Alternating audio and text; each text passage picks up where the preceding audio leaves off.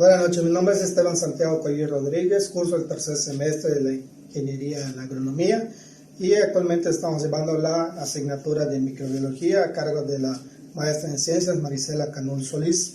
Y para la actividad de la unidad 5 nos tocó investigar acerca de un microorganismo que afectaba a la agroindustria y de ahí pues, la investigación del combate al Colleto trichum, la antracnosis en el limón persa. ¿Por qué escogí esto? Este es un hongo, el Colleto trichum es un hongo que se encuentra a nivel mundial y es un hongo patógeno, es decir, causa diversas enfermedades, no solamente la antracnosis. Pero, ¿por qué la antracnosis? Porque afecta al limón, al cultivo de limón persa. Bueno, ya más específico, sin embargo, afecta a diversas frutas y además de que se encuentra en las regiones subtropicales. La agroindustria del limón mexicano, pues sabemos de antemano que el limón mexicano o el limón persa mexicano se exporta a otros países. A nivel nacional también se consume demasiado y a nivel local y estatal. Se ha estimado que genera al año sustento para 25,000 familias. O sea, la agroindustria del limón, es decir, desde los viveros, desde las plantas, o sea, las plantaciones, los jornales, la transportación, todo eso genera el limón mexicano. Y en 2013 pues se produjo un total de 2,095,000 toneladas aproximadamente. Bueno, ahora les hablaré de la antracnosis. Generalmente la antracnosis se presenta con mayor severidad que cuando en el periodo de lluvias, pero esto va relacionado con el hongo Colleto trichum. ¿Por qué? Porque el hongo vive en la humedad y esto pues no podemos eliminar el agua, o incluso no podemos eliminar la lluvia, pues la planta necesita del agua. Y cuando no hay lluvia, pues también va a afectar por la forma del riego, ¿no? Entonces, las características de la antracnosis que genera muchas pérdidas económicas, incluso en cuanto a las plantas llega a perder hasta entre un 40 y un 60% de la plantación.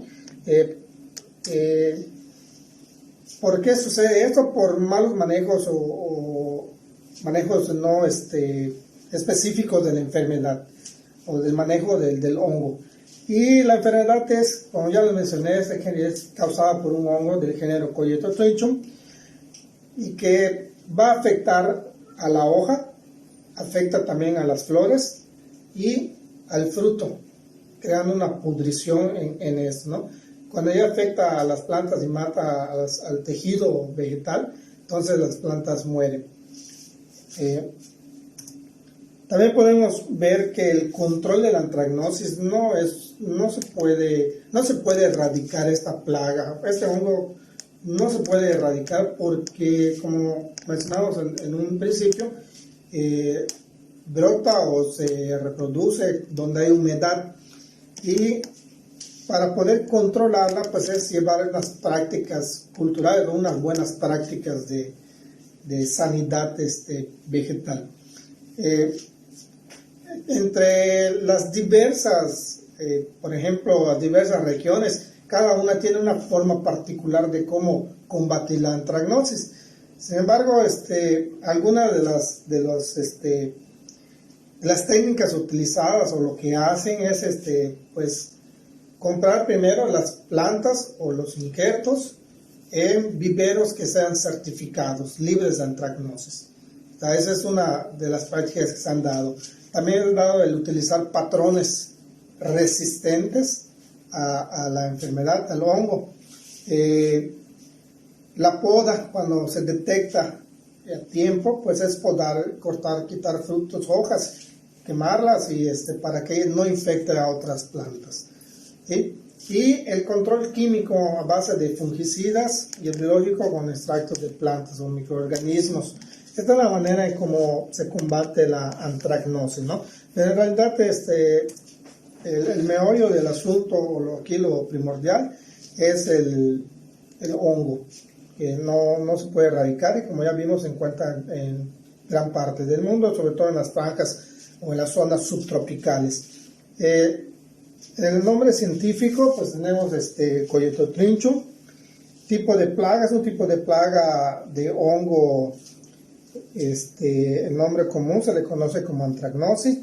¿A qué cultivo afecta? Pues no solamente afecta al limón, afecta al mango, a manzana, incluso guanábana y a diversas frutas. No es específica del limón. Y otra situación que se da es que tampoco es un solo hongo. O sea, el hongo en sí, el Colleto trinchum, pero tiene varias especies que pueden afectar de diferentes maneras. ¿Con qué condiciones se predispone? Pues ya vimos que necesita la humedad a 24 grados de temperatura y órganos que atacan las hojas, los tallos y los frutos. Y se encuentra en las zonas subtropicales, ¿no? Ahora, la morfología del Colleto trinchum, el tamaño y la forma pertenece a los comidios. Son en forma, como pueden observar en la imagen, como de frijolitos, de conos. Vean aquí en la imagen A y en la imagen B, podemos observar que son como granitos de arroz, ¿no? Pero de diferente forma. Este lo vemos como en forma de luna o lo veo como de elipse, y este en forma de ovoide o de píldora. Pertenecen a dos tipos de hongo, ¿sí? Estos son ovoides y estos son unicelulares. Bueno, ambos son unicelulares, ¿no? De la clase Truncanthum y de la Colleto trinchum gloesporoides, que es la más común, la que más se conoce, o de la que más se ha hablado, ¿no?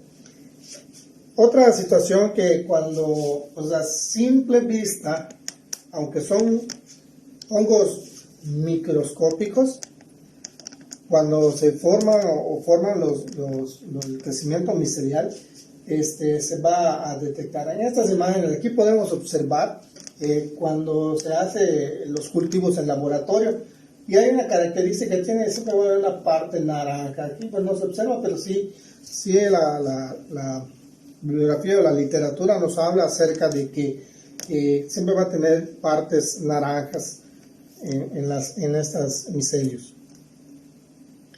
Aquí podemos ver las distintas formas. En este caso no es la misma especie de hongo, pero sí es el Colleto trinchum, pero es de diferentes especies. Y vemos que siempre va a tener una característica de brote naranja. Y pues la característica es que mata o seca el tejido vegetal, ¿no? ¿Qué otra característica tiene? ¿Cómo infecta el hongo? ¿Sí?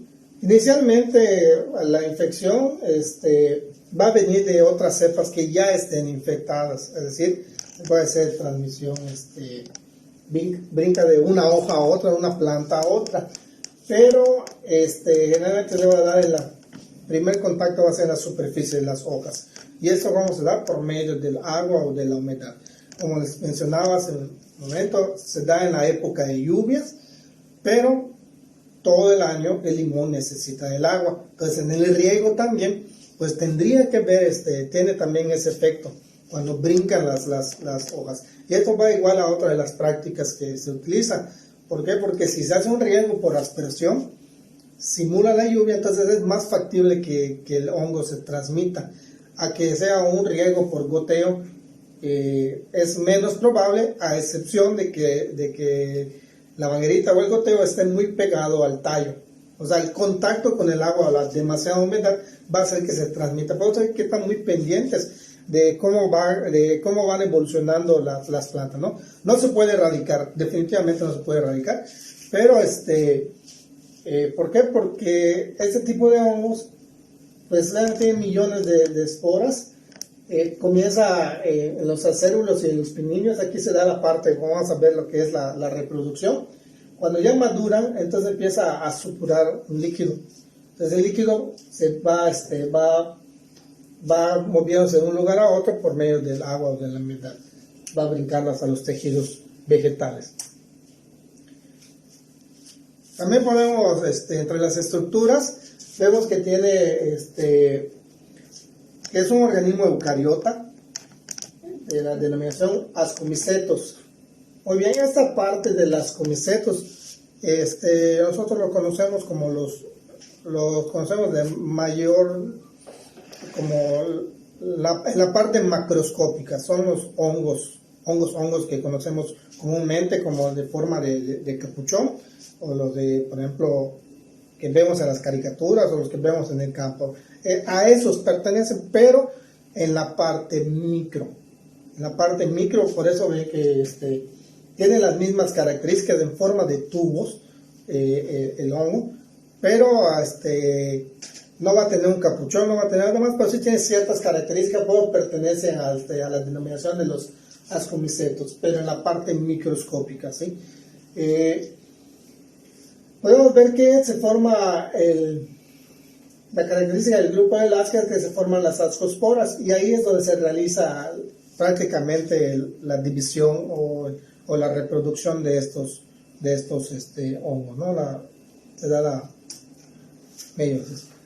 Otra parte de la estructura, como decía, cuando empieza ya a generarse las esporas, los hongos, y empieza a crecer, se da el micelio, y va a ver lo que decía hace ratito, la parte de la coloración hialina, o incluso puede ser pálido, o en algunos casos en los laboratorios en color naranja. Las setas que están presentes, que se llaman coníferos, por eso era de las coníferas, vemos que tiene forma de, ya les mencioné, en forma de tubulares, en forma de ovoide, y en forma como de lunas. También tiene formas cilíndricas. ¿Cómo se reproducen? Aquí hay una característica que sería, de manera general, tiene todo tipo de reproducción según la literatura, porque se puede reproducir de forma sexual. Sin embargo, dice aquí del heterotalismo no balanceado, que podría dividirse en varios pasos, y cada paso está controlado por un gen en específico. Aquí esto me llamó mucho la atención, porque independientemente que tenga que haber una reproducción sexual, hongo, pues, yo podría decir, por lo que entendí, muta, o sea, hace mutaciones. Podría en un momento dado que tenga el gen, tener otro hongo cerca y no reproducirse, pero si necesita reproducirse, el mismo hongo genera un gen afín al hongo que está cerca para que pueda crecer y reproducirse. Por eso decía que este tipo de hongo patógeno es muy difícil de erradicar, porque tiene todo tipo de reproducción dependiendo de la especie que tenga, ¿no? Pero por eso puede ser por parte de la reproducción sexual. Igual hay hongos de la misma especie que tiene reproducción asexual, que se da por medio de genes, intercambio de genes. Y aquí nos menciona que se van mezclando las cepas, pero se van complementando, se van reparando, o sea, se van generando entre ellos, ¿verdad? No necesariamente tiene que haber un patrón masculino o femenino como estamos acostumbrados. Ya ahí el intercambio es de genes, y se dan esas mutaciones para que tengan su desarrollo sexual. Como les mencionaba, son las especies fitopatógenas de Coleotrichum. Inicialmente se colonizan a las células de la planta, rompiendo la pared celular, es decir, como decía, cuando brincan de una planta a otra, pero no entran a la membrana plasmática hasta que esto se empiecen a reproducir. Eso evita que las células mueran de manera progresiva. En conclusión, ya hablé de manera general y un poco rápida.